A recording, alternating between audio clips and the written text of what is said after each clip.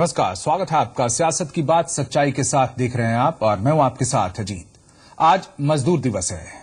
दुनिया भर में मजदूरों के हक की वकालत करने के लिए मनाया जाने वाला दिन किस हद तक रस्मी कवायद बन चुका है, ये बताने की जरूरत नहीं है। वक्त बदलने के साथ सत्ता तंत्र का चरित्र बदला तो शोषण की परिभाषा भी बदल गई। और ऐसे में इस मजदूर दिवस का सबसे बड़ा सवाल यही है कि आखिर क्या है इस दिन की प्रासंगिकता, अहमियत? क्या सिर्फ रस्म अदायगी कर लेने भर से ही अधिकारों का संघर्ष मुकाम तक पहुंच पाएगा? आज चर्चा इसी पर।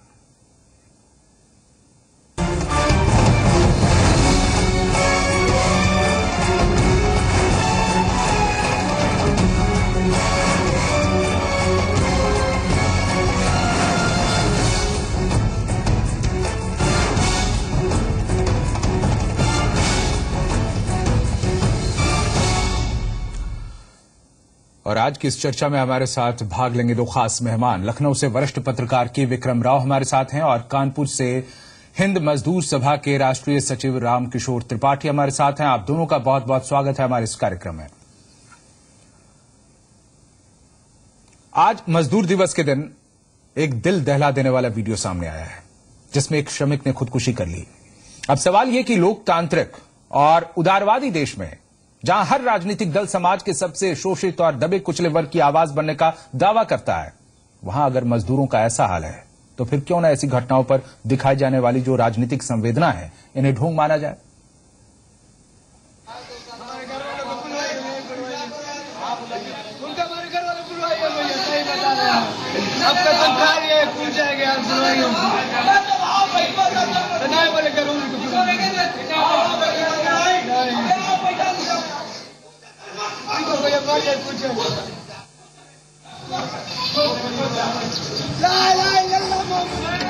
गोरखपुर के बड़े काजीपुर मोहल्ले की ये तस्वीरें मंगलवार की हैं। बिल्डिंग पर चढ़े इस मजदूर को इसके मालिक ने मजदूरी नहीं दी थी। परेशान होकर इसने बिल्डिंग से छलांग लगा दी। शमीम नाम के इस मजदूर की मौत हो चुकी है, लेकिन इस मौत ने जो सवाल खड़े किए हैं वो जिंदा है। खासकर उस दिन की प्रासंगिकता को सवालों में खड़ा कर रहे हैं जो दिन दरअसल मजदूरों के हक और हकूक की हिफाजत के नाम पर मनाया जाता है। हिसाब लेने गया तो अंदर जो भी बात हुई हो, मारा पीटा जो भी हुआ हो, तो वो अपने बचाव के लिए छत पे चढ़ा। छत पे जब वो चढ़ा तो नीचे से दीपक सर ने कूदने खातिर कह रहे कूदो कूदो, 3 लफ्ज उसने बोला है कूद जाओ, और अपने बचाव के मारे कूदा है। और दीपक सर ने उसको कई बार मार चुके हैं। दरअसल ये तस्वीरें उस सिस्टम के माथे पर कलंक की तरह हैं जो सिस्टम खुद को गरीब और मजदूरों का हितैषी होने का दावा करता है। ये तस्वीरें सत्ता तंत्र के उस चरित्र की पोल खोलती हैं जो दरअसल बाजारवाद की आंधी में इस कदर बदल चुका है कि मजदूरों के हक की बातें सिर्फ भाषणों में दिखती हैं, जमीन पर नहीं। फिर सवाल ये कि मजदूर दिवस के नाम पर होने वाले ढोंग का मतलब क्या है? क्या मजदूर दिवस की रस्मी कवायद कर लेने भर से मजदूरों को उनका हक मिल जाएगा? आज से करीब 125 साल पहले 1 मई 1886 में अमेरिका के शिकागो में मजदूरों ने काम की अधिकतम सीमा 8 घंटे करने के लिए बड़ा आंदोलन खड़ा किया था। उन दिनों पूंजीपतियों ने मजदूरों की आवाज को खामोश करने के लिए गोलियों का सहारा लिया। इस बर्बर कार्रवाई में लगभग आधा दर्जन मजदूर नेताओं को गलत मुकदमों में फंसाकर फांसी दे दी गई। उन्हीं की शहादत की याद में 1 मई को दुनिया भर में मजदूर दिवस मनाया जाता है। 1889 से दुनिया के 80 देशों में मजदूर दिवस का आयोजन होता है। भारत में 15 जून 1923 को पहली बार इसे मनाया गया। दरअसल इस अतीत का जिक्र करना इसलिए भी जरूरी है ताकि ये बात समझी जा सके कि आखिर इस दिन का अतीत और अहमियत क्या रही है। लेकिन सालों पुरानी इस कुर्बानी का परिणाम क्या मिला है? क्या वाकई इस शहादत को सार्थक किया गया है? क्या तथाकथित उदारवादी और लोकतांत्रिक कहे जाने वाले देशों में मजदूरों के बुनियादी अधिकार महफूज हैं? अगर हैं, तो गोरखपुर का शमीम छत से कूदकर जान क्यों दे रहा है? हिंदुस्तान में आजादी के पहले और आजादी के बाद मजदूर आंदोलनों का एक गौरवशाली अतीत रहा है। आजादी के पहले हुए मजदूर आंदोलनों ने जहां आजादी की लड़ाई में एकजुटता के लिए उत्प्रेरक का काम किया था, तो आजादी के बाद व्यवस्था परिवर्तन की लड़ाई को मजबूत किया। 70 और 80 के दशक में हुए कई मजबूत श्रमिक आंदोलनों ने उम्मीद जगाई थी, लेकिन साजिशन कमजोर हुई। मजदूरों की लड़ाई ने उस वक्त दम तोड़ दिया जब मजदूर आंदोलनों का राजनीतिकरण शुरू हो गया। खासकर देश में उदारीकरण के बाद से स्थिति बेहद चिंताजनक बनी हुई है।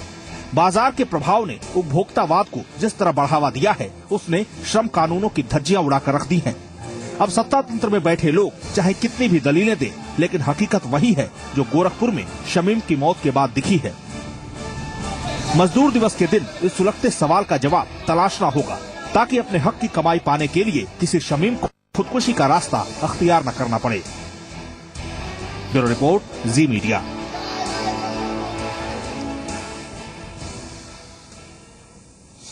और हमारे साथ हैं वरिष्ठ पत्रकार के विक्रम राव और कानपुर से हमारे साथ हैं हिंद मजदूर सभा के राष्ट्रीय सचिव रामकिशोर त्रिपाठी। त्रिपाठी जी, सबसे पहले ये बताइए कि आज के दिन को, मजदूर दिवस को, आप आज किस रूप में देखते हैं? देखिए, आज का जो मई दिवस का दिन है जी, ये दिन मजदूर की विजय दिवस के रूप में मनाया जाता था और हिंदुस्तान के हर औद्योगिक नगर में बड़े जोरदार ढंग से हम लोग इसको मनाने का काम करते थे। मिल गेटों पर मीटिंगें होती थी, रैलियां होती थी, सामूहिक मीटिंग होती थी। लेकिन आज इस मई दिवस की सार्थकता जो है, मैं ये समझता हूं कि बहुत कम हो गई। अगर ये कहूं कि खत्म हो गई है तो ये गलत नहीं होगा, क्योंकि आज ये केवल रस्म अदायगी बनकर रह गया है जी। रस्म अदायगी इसलिए बनकर रह गया है कि जैसा आपने अपने शुरू में कहा कि मजदूर के काम के घंटे निर्धारित करने के लिए शिकागो शहर में मजदूरों की जानें गई जी, तब काम के घंटे निर्धारित हुए। नहीं, ये सब बहुत पुरानी बातें हो गई। आज हम किस रूप में देखते हैं इन सब चीजों को, और अभी मजदूरों के हालात को आज के दिन अगर देखा जाए, समीक्षा की जाए उसकी, हम कहाँ किस तरीके से कमी पाते हैं, कहाँ खड़े पाते हैं, स्टैंड कहाँ करते हैं? मैं उसी पे आ रहा हूं जी। आज क्या हुआ कि 8 घंटे की जगह पे 12 घंटे की ड्यूटी चल रही है, ओवर टाइम नहीं चल रहा है। वर्तमान सरकार केंद्र में बैठ के फैक्ट्री एक्ट में अमेंड करके जो ओवर टाइम का डबल या संडे को 3 टाइम्स या 4 टाइम्स देने का प्रोविजन है, उसको खत्म करना चाहती है जी। तो धीरे धीरे जो मजदूर की लड़ने की शक्ति थी, संघर्ष की शक्ति थी, वो विभिन्न सरकारों ने, किसी भी दल की सरकारें रही हो, उन्होंने तोड़ने का काम किया। सबसे बड़ी बात यही है जी, हिंदुस्तान में नहीं बल्कि ग्लोबल रूप में हुआ। ग्लोबल रूप में हुआ कि विक्रम राव साहब, आप किस रूप में देखते हैं इसे? हाँ। बेगारी से लेकर अब तक का जो सफर रहा है मजदूरों का, वो, या फिर एक जो और तस्वीर जो दिखा रहे हैं अभी रामकिशोर त्रिपाठी जी के, किस तरीके से संघर्ष की जो शक्ति थी उसको काट दिया गया? जी राव साहब। एक तो अजी 2 बातें बड़े साफ तौर से समझ लें, किसी भी बात की प्रासंगिकता खत्म नहीं होती है, कम ज्यादा हो सकती है। दूसरा, उसकी उपादेयता पे चर्चा जरूर हो सकती है। अब मजदूर दिवस तब तक बनाते रहेंगे जब तक एक भी मजदूर जिंदा होगा और धरती पर अन्याय होगा। केवल शिकागो से बात शुरू होकर खत्म नहीं हो जाती है। आज जैसे लखनऊ में अलग संगठनों ने अपने ढंग से बनाया, हिंद मजदूर सभा ने अलग बनाया, हमने प्रेस क्लब में इंडियन फेडरेशन वर्किंग जर्नलिस्ट को से समाचार पत्र उद्योग पर चर्चा की, जिसमें वासीन्द्र मिश्रा भी थे, उधर शिव गोपाल मिश्रा, अतुल अंजान सर के मजदूर नेता भी थे, उमाशंकर मिश्रा थे, और यहाँ पत्रकारों को से लोग थे। चर्चा यही होती रही कि केवल आजादी के बाद 2 ही बातें ज्यादा ध्यान आकर्षित कर रही हैं कि किस प्रकार मीडिया को सुधारो और श्रमिकों को सुधारो। संयोग से मैं पत्रकार भी हूँ और एक बुद्धिकर्मी मजदूर भी हूँ, तो मुझे लगता है कि जानबूझ के हर सरकार जो भी आजादी के बाद ये 2 ही सेक्टर, 2 ही क्षेत्रों पर दबाव डालती रही। उन्हें न अदालत के सुधार से मतलब है, न संसद विधायकी के सुधार से मतलब है। यही बात है कि आखिर ऐसा क्यों हुआ राव साहब? बस मीडिया मजदूरों की जो संघर्ष की शक्ति थी वो धीरे धीरे क्षीण हुई, कम हुई, कमजोर होती गई। ऐसा क्यों और कैसे हुआ? जब तक इसके कारण पर चर्चा नहीं होगी, जब तक इस पर हम नहीं जाएंगे, तब तक इसका इलाज नहीं हो पाएगा। राव साहब। हाँ बिल्कुल अजीत, ये जरूरी है। अब कारण गौर कर ले, आजादी के पहले तो वीवी गिरी थे, मजदूर नेता थे, इंटर के प्रेसिडेंट थे, ऐसे डांगे रहे, तो आजादी के पहले अंग्रेजों के खिलाफ तो संघर्षशील थे मजदूर किसान सब। आजादी के बाद जवाहरलाल नेहरू ने आते ही बयान दे दिया कि अब आजाद भारत में संघर्ष की उपादेयता नहीं है, न हड़ताल की जरूरत है, विरोध का दर्शन खत्म हो गया है, अब सबको वोट का अधिकार मिल गया है। अब ये वोट के अधिकार से अजीत क्या मतलब? वोट का अधिकार किसके पास है? कितने परसेंटेज वोट होती है? 30% वोट पार कर भारत का शासन चला रही दिल्ली में एक पार्टी बैठ के, तो इसको आप वोट की ताकत कहेंगे?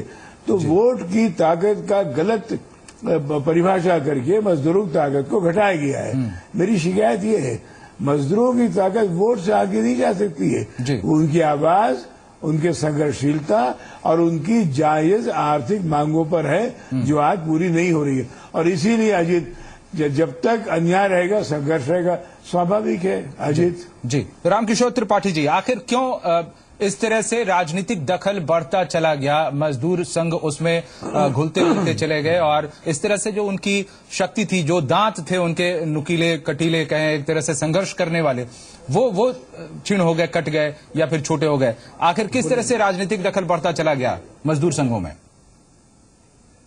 देखिए, पहली चीज तो ये है कि जो बात मैंने पहले कही कि रस्म अदायगी रह गई है जी, तो ये कहीं भी गलत नहीं है। नहीं, अब आगे बढ़ गए हम लोग। जिस तरह से मनता था मई दिवस आज उस तरीके से नहीं मनाया जाता है जी। कमी आई है, हमारी संघर्षशीलता में कमी आई है, और इस संघर्षशीलता की कमी के पीछे जो बात अभी आपने रखी जी, कि राजनीतिक दबाव बनता चला गया। हाँ। आप देखिए कि आजादी के पहले हिंदुस्तान में केवल एक संगठन था, All India Trade Union Congress ji. उसके बाद जब कांग्रेस सत्ता में आई तो उसने आईटीयूसी बना दी। 1948 में हमारे हिंद मजदूर सभा का गठन हुआ जी जी। और हिंद मजदूर सभा एक ऐसा संगठन था जिसके संविधान में रखा गया कि हम किसी भी राजनीतिक पार्टी के पीछे नहीं चलेंगे, ना उससे मेरी कोई संबद्धता होगी। और सियासत की बात सच्चाई के साथ में आज हम चर्चा कर रहे हैं मजदूर दिवस पर मजदूरों के। हमारे साथ दो खास मेहमान हैं, वरिष्ठ पत्रकार लखनऊ से जुड़े हुए हैं के विक्रम राव, और कानपुर से हिंद मजदूर सभा के राष्ट्रीय सचिव हमारे साथ हैं रामकिशोर त्रिपाठी जी। राव साहब, मजदूर संघों में एका नहीं है, इस पर हम चर्चा करेंगे, लेकिन एक कारण यह भी बताया जाता है कि उदारीकरण, जिस तरह से आर्थिक उदारीकरण का एक दौर आया, इसमें उदारीकरण शब्द तो बड़ा अच्छा लगता है, लेकिन अगर मजदूरों के नजरिए से हम देखें तो इसमें तो उनके लिए क्रूरता ही क्रूरता झलकती है, उदारता कहीं से नहीं झलकती।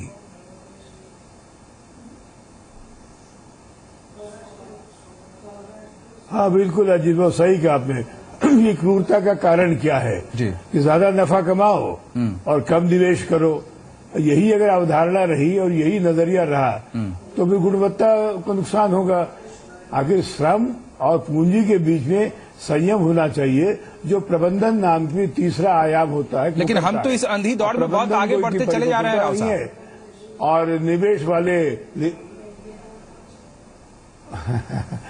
नहीं, तो मेरा यही कहना है कि श्रमिक संगठन जब बढ़ जाएंगे, टूट जाएंगे और राजनीतिकरण हो जाएगा, पार्टी हित में काम करने लगेंगे, तो नुकसान तो होगा ही।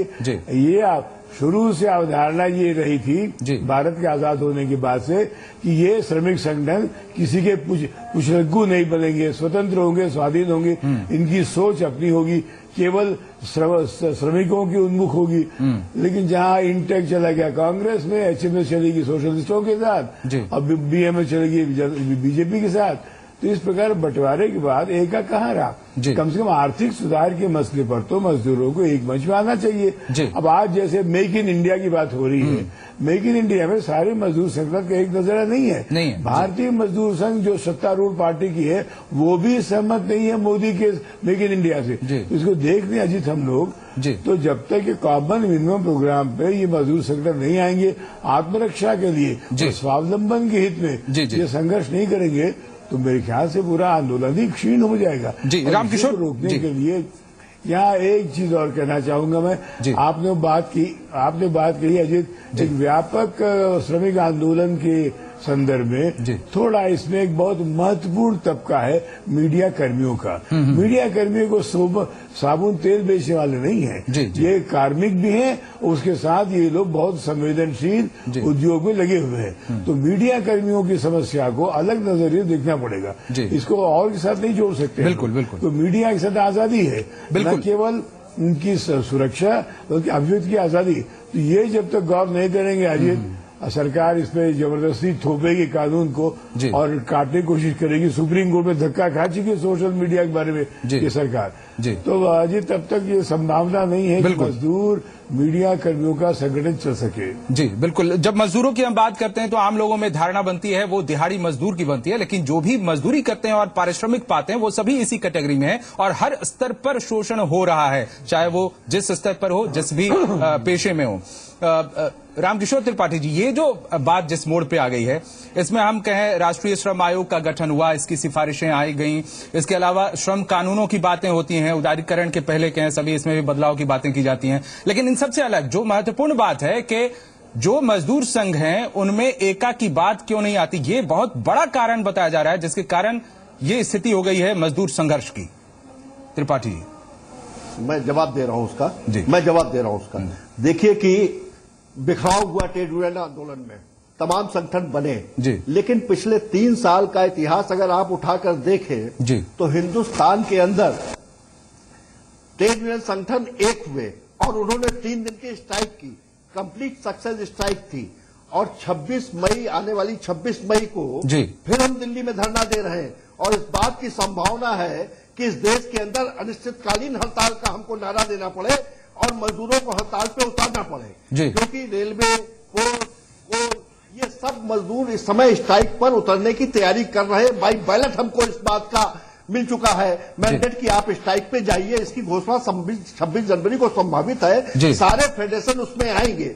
अब 26 मई को ये देखने वाली बात होगी कि कौन संगठन किस राजनीतिक शक्ति के दबाव में आकर, यानी देखिए आवाज की कुछ समस्या है तकनीकी, हम लौटेंगे आपके पास। त्रिपाठी जी, आपका कहना है कि अब जब तमाम संघों ने, संगठनों ने, श्रमिक संगठनों ने ये मान लिया या समझ लिया इस बात को, तो अभी उम्मीद है आपको कि अब एका की बात होगी? जी अब इसके एक और पक्ष को अगर हो रही है, इसका HMS 7 बढ़ चुके हैं।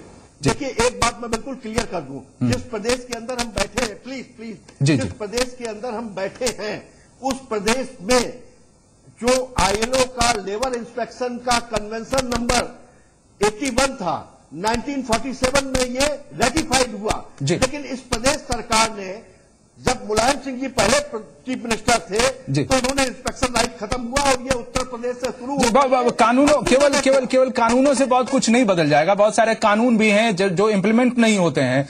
इन सब के पीछे जो एक संस्कार होता है, संस्कृति होती है, एक समाज जो दिशा पकड़ रहा होता है, जिस दिशा में चल रहा होता है, उसका बहुत ज्यादा असर पड़ता है। और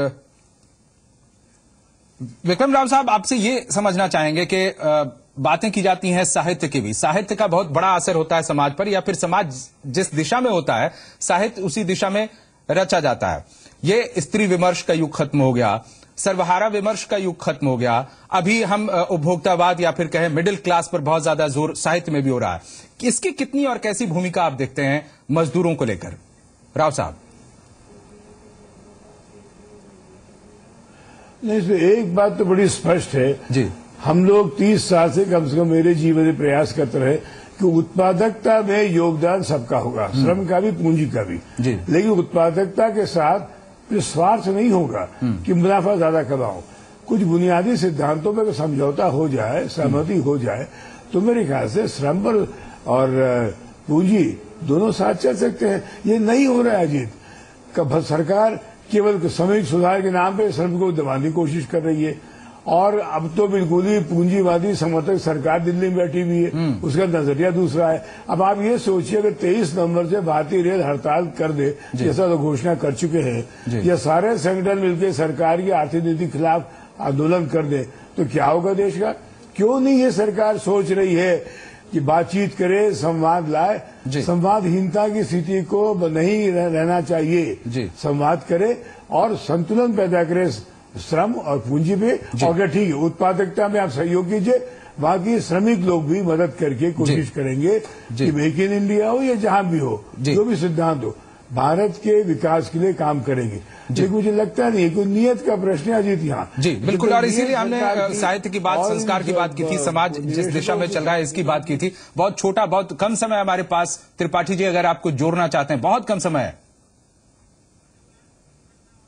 मैं सिर्फ ये जोड़ना मैं सिर्फ ये जोड़ना चाहता हूं जी कि जो संवादहीनता की बात है जी, पिछली सरकार थी यूपीए की जी, ट्रेड यूनियंस ने उनके ऊपर प्रेशर बनाया कि आप हमारी बात सुने जी, उन्होंने पहले नहीं सुनी, लेकिन इलेक्शन के 1 महीने पहले आईएलसी बुला के हमारी बात को सुनने का काम किया। जी, जो चीज इम्प्लीमेंट हो सकती है। चलिए, आवाज की कुछ दिक्कत भी आ रही है। अब आप जिस दिशा में कह रहे हैं ये बात समझी जा सकती है। संवादहीनता की जो स्थिति थी इसे तोड़ने के भी प्रयास किए गए और आखिर आगे हम इस दिशा में अगर बढ़ेंगे तो जरूर कुछ न कुछ उम्मीदें आगे रंग लाएंगी। बहुत बहुत शुक्रिया आपका।